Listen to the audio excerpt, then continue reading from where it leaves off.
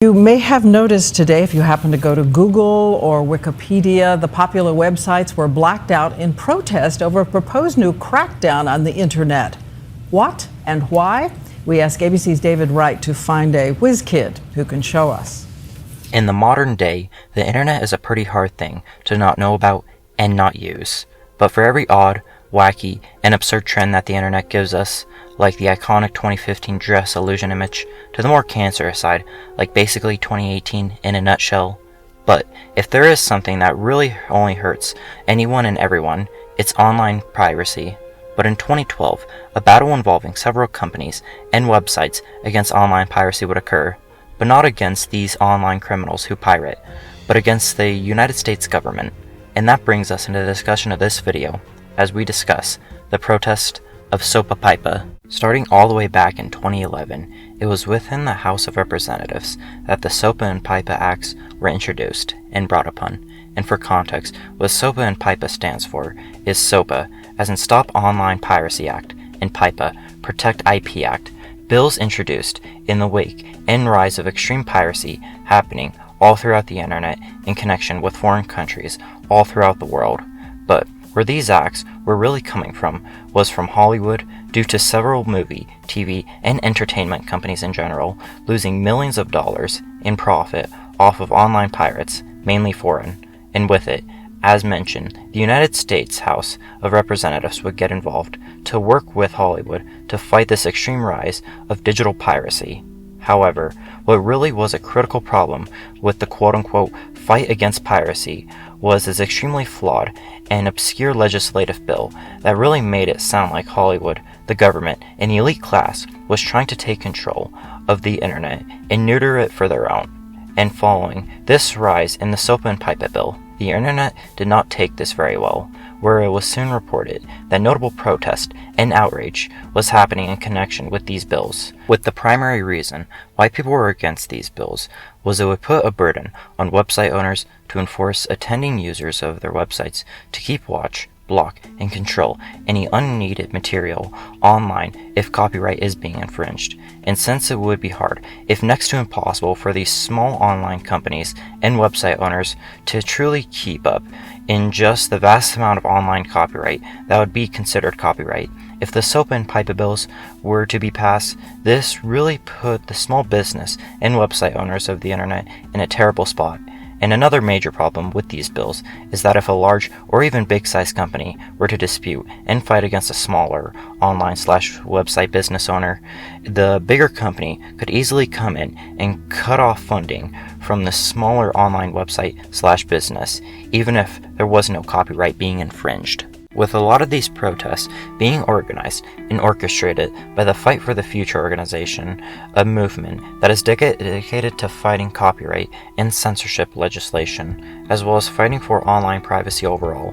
got to work to spread the message online about the dangers of Sopa and Pipa, with it being reported that more than 115,000 websites joined the internet protest to fight against the bill that was progressively passing through Congress. And come November of 2011, the Sopa bill was discussed within the U.S. House Committee, where it was reported that the Center for Democracy and Technology got involved, a nonprofit organization that advocates for digital rights overall, with Tumblr, Mozilla, and Techdirt all being represented by Center for Democracy and Technology. But come December of 2011, it was reported that the online's largest and most trusted domain online registering company, GoDaddy, on the other hand, did not have the same ideals that these online companies did, where it was reported that GoDaddy company was in support for the Sopa bill. With this support for the Sopa bill the GoDaddy company was giving, the boycott was started against GoDaddy. And as you can tell from this reenactment depiction as shown, this is pretty much how the internet as a whole was feeling about GoDaddy, siding with basically not just the controversial bill, but the government for that matter. With it reported that over 1,000 domains were reportedly leaving the GoDaddy network in protest and overall distrust that the GoDaddy company was doing. But come December 23rd of 2011, it was reported that GoDaddy would withdraw its support from Sopa, with GoDaddy distancing itself from Sopa due to major pressure from big web names, as well as from GoDaddy itself, saying it was also from many angry customers displeased on GoDaddy support for Sopa during this time. But regardless, for GoDaddy, between Christmas of 2011 and December 29th, it was reported that GoDaddy lost an overall net total of 16,191 domains as a result of the GoDaddy boycott. However, as the GoDaddy boycotts ended against the network, it was reported that the company gained a total of 20,784 domains back. To put into preface, that's almost twice as much as they gained compared to what they lost when the GoDaddy boycott started. And what this really shows overall is just how against the internet was in hate towards the Sopa and Pipa bills. When GoDaddy disavowed Sopa, they were brought right back into the internet's, for the most part, good graces. But come the next year, into 2012, when the Sopa and Pipa bills were at an all-time high in terms of hate and dismay, Jimmy Wales, co-owner of Wikipedia by this point, has voiced his extreme dislike against Sopa and Pipa, with him describing it as a much worse law than the DDL Insurreccionational, a wiretapping bill that was a piece of legislation brought before the Italian parliament, and if it isn't obvious, what makes it to where the government can listen into anyone's conversation, but was thankfully never passed. But for Jimmy Wales was putting into preface on how ridiculous the whole Sopa and Pipa bills were, and as a way to do their part in protesting against the hated bills, Wikipedia would put up a header on their website in January of 2012 to keep putting attention and keep raising awareness against the destructive bills. And for 24 hours, Wikipedia would be blacking out their website as an example to truly show to the world on just how not having free information could be inconvenient, crazy, and how just bad culturally it would be if Sopa and Pipa were to get their way. And with this rise up from Wikipedia, other online websites and companies started to take a stand against Sopa and Pipa and started their own acts and initiatives to inform the public on the dangers of Sopa and Pipa, such as Google putting up a black bar on their front page covering where the Google logo would be, which if clicked would send the user to pages of information regarding Sopa and Pipa. And with this movement against Sopa and Pipa were so huge that Japanese and Dutch Wikipedias were as well expressing their support for the English Wikipedia protests. And in general, with online businesses and companies starting to take a rise against Sopa and Pipa, a true movement was started against the bills that in 2012 have never really quite seen anything like. And to put into preface into how big this movement was, with as mentioned, the Fight for the Future group, over 115,000 websites participating in the movement. The internet was really united in this fight against Sopa and Pipa,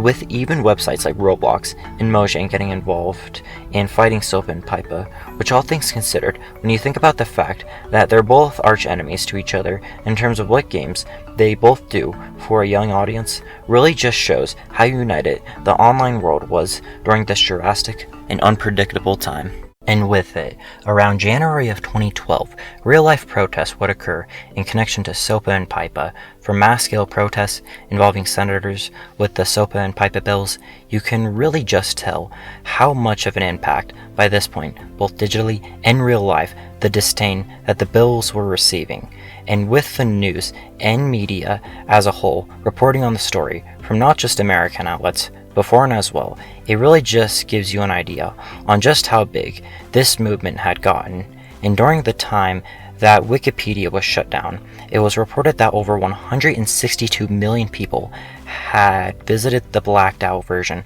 of Wikipedia during the 24-hour time frame alone. So by this point, in Washington, D.C., with public hate towards the Sopa and Pipa bills at its peak, it's clear something had to be done to change or even get rid of Sopa and Pipa. And the first sign of death for the bills would occur when it was reported that multiple senators who were sponsoring the bills would no longer do so, with some of these notable senators being Marco Rubio and John Boozman. This could more than likely be credited due to, by this point, both online and real-life impact fell on just how hated Sopa and Pipa was. And with millions of people, companies, and brands overall taking a stand against Sopa and Pipa, it was starting to make it heard all the way up to Congress by this point. And come the following day, within the U.S. Congress, 18 of the 100 U.S. senators that did sponsor Sopa and Pipa would no longer do so, with it as well being reported that when the Congress went into recess for the day,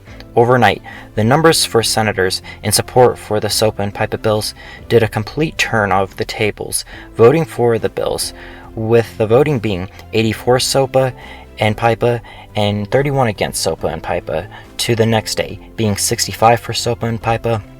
to a whopping 105 against Sopa and Pipa. And following this extreme swing in direction for Sopa and Pipa, Senator Patrick Healey, the main senator and lead sponsor for the Sopa and Pipa bills, ordered by Senate Majority Leader Harry Reid to forge and make new changes in the extremely controversial bills. But the funny thing is, the way our US government works is it's already hard as it is to pass new acts and legislation, and just getting anything done in government as it is. So with bills as controversial as Sopa and Pipa, things would take a major setback once the tables were turned against the bills. And with, as mentioned, the complexity of the US government and extremely hated nature of the Sopa and Pipa bills, following January of 2012, with months of hate and controversy that the Sopa and Pipa bills were getting, they quickly went into remission, dying in Congress, where eventually, with a whopping over 7 million signed online petition to eradicate the Sopa and Pipa bills completely, with notably a lot of the petitions saying that these bills would break the internet, the Sopa and Pipa bills would subsequently die out in Congress, and its legacy was just a stain in internet history as the time Sopa and Pipa would attempt to take control of the internet. But even though Sopa and Pipa might have died in 2012, the bills in some respects has left quite the odd impact in the digital world as we know it, due to multiple factors, cause in certain other legislations like the CASE Act and the EU Copyright Directive, those bills often use the same type of principle, filtering, and outline overall that the Sopa and Pipa bills had to them. And even through the years, as we've seen it especially following 2012, a rise in online crackdowns in copyright and even pirating for that matter. So even though Sopa and Pipa might have had bad bills on their own, we can at the very least say